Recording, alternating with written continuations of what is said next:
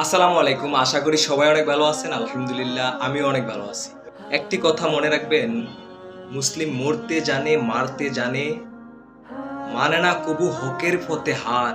তোরা মারছিস কত, প্রস্তুত আমি, মারবি কত আর।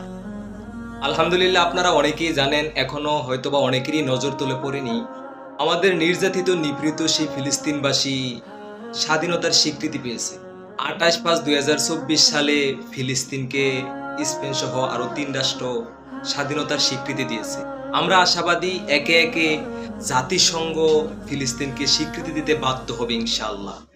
কারণ ফিলিস্তিনের মানুষ নিজেদের জন্য রক্ত জড়ায় নেয়, নিজেদের জন্য সন্তান হারা হয় নাই, নিজেদের জন্য বাবা মা হারা হয় নাই, নিজেদের জন্য চোখের সামনে সন্তানকে কতল হতে দেখেনি।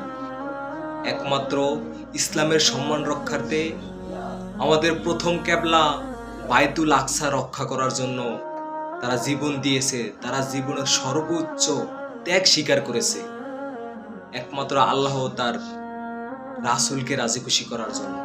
তাই মহান আল্লাহ তাআলা তাদের উপহার স্বরূপ ফিলিস্তিনবাসীকে স্বাধীনতা দান করেছে। কি এখনো চুপ করে বসে থাকবেন? এখনো উপরের দিকে ঠেলা দিবেন? মুখে একবারও বলবেন না আলহামদুলিল্লাহ?